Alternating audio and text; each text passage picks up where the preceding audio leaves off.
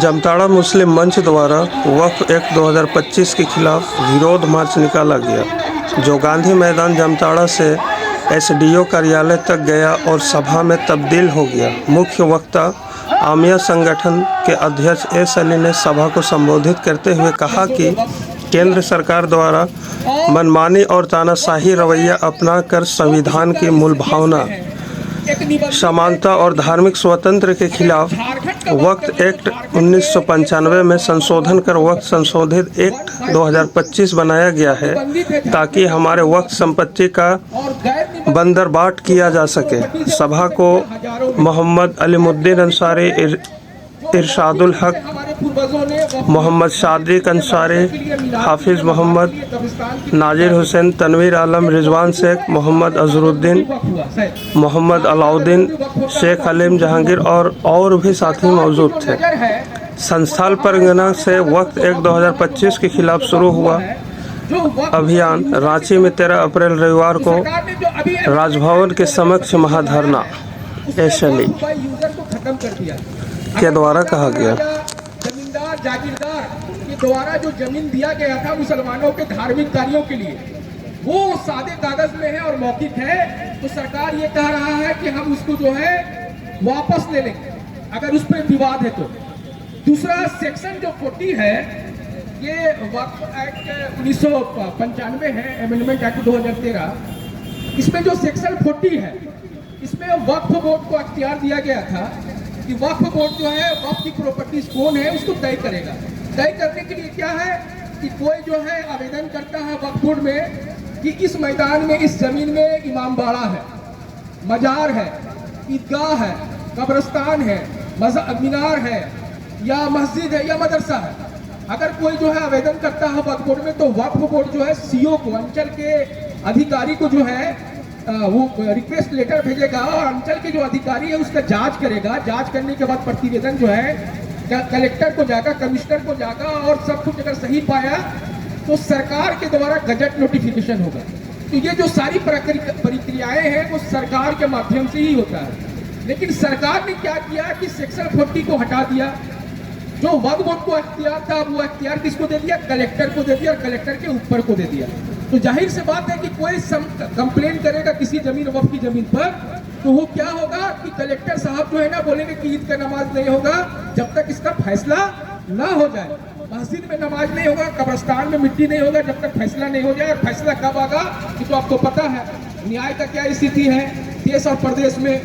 दूसरा इंपॉर्टेंट बात यह है कि वक्फ बोर्ड में कुछ साथी बता भी रहे थे कि वक्फ बोर्ड में एमपी का कोटा होता, तो एमपी जो होगा वो मुस्लिम होगा अगर प्रेजेंट में है तो, और अगर प्रेजेंट नहीं है तो एक्स होगा। जैसे कि झारखंड में पहले प्रेजेंट में नहीं था, तो कौन हुआ करते थे एमपी कोटा से? तो सलाउद्दीन अंसारी साहब, आपके बगल वाले फुरकान अंसारी साहब उसके वक्फ बोर्ड में मेंबर होते थे वक्फ कोटा, एमपी कोटा में। लेकिन अभी क्या कर दिया कि इसको जनरल कर दिया।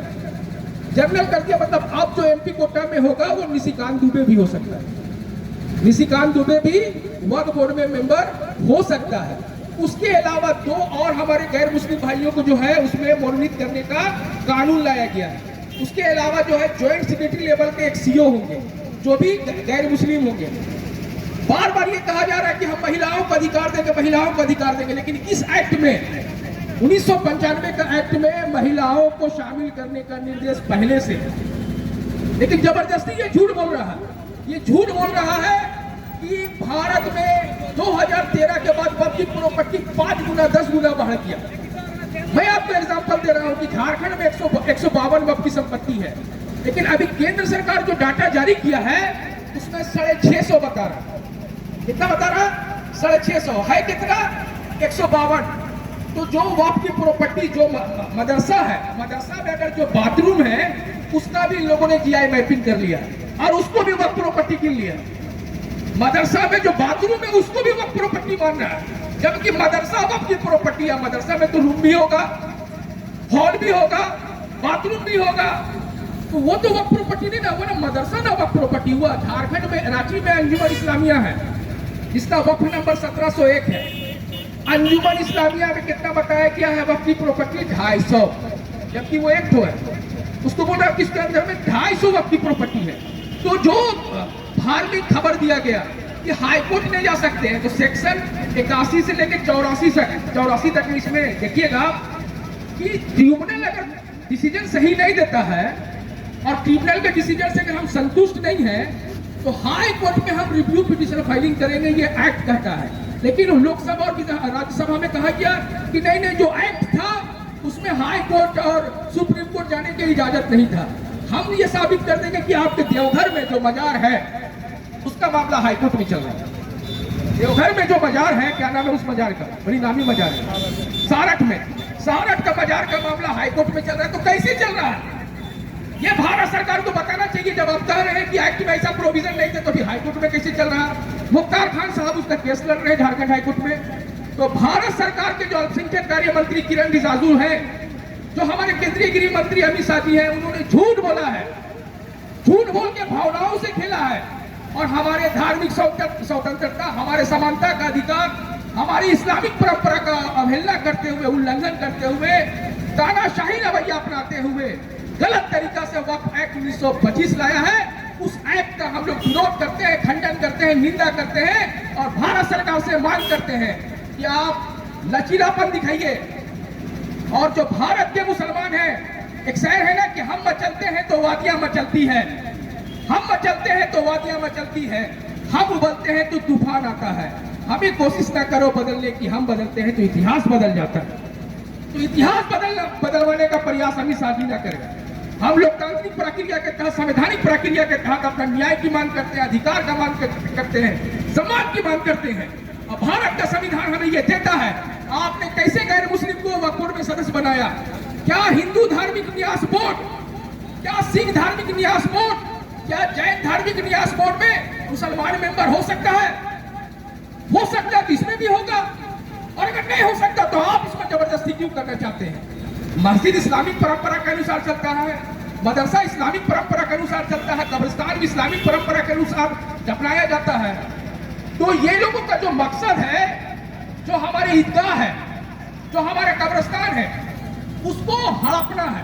लोग कह रहे हैं कि भाई आमदनी नहीं होता है, गरीबों का जो है लाभ नहीं मिल रहा है। तो मस्जिद से क्या आमदनी होगा, मदरसे से क्या आमदनी होगा, कब्रिस्तान से मीनार चलेगी। कानून वापस लो, वापस लो, वापस लो। ये मुसलमानों के साथ अन्याय करना बंद करो, बंद करो, बंद करो। ये मुसलमानों के हक अधिकार के साथ खिलवाड़ करना बंद करो, बंद करो, बंद करो। ये मुसलमानों के हक अधिकार के साथ खिलवाड़ करना बंद करो, बंद करो। वक्फ एक्ट 2025 वापस लेना होगा, वक्फ एक्ट 2025 वापस लेना होगा, लेना होगा। 2025 वापस लेना होगा, लेना होगा। तुम्हारी मनमानी नहीं चलेगी, नहीं चलेगी, नहीं चलेगी। तुम्हारी मनमानी नहीं चलेगी, नहीं चलेगी, नहीं चलेगी। कानून वापस लो, वापस लो, वापस लो। कानून वापस लो, वापस लो, वापस लो। कानून वापस लो, वापस लो, वापस लो। मोदी सरकार हाय हाय, मोदी सरकार हाय हाय, मोदी सरकार हाय हाय। मोदी सरकार की गुंडागर्दी नहीं चलेगी, मोदी सरकार की गुंडागर्दी नहीं चलेगी। अमित शाह तेरी गुंडागर्दी नहीं चलेगी, मोदी सरकार तेरी गुंडागर्दी नहीं चलेगी। चलिए भाई, आप लोग साथ मिला दीजिएगा, चलिए।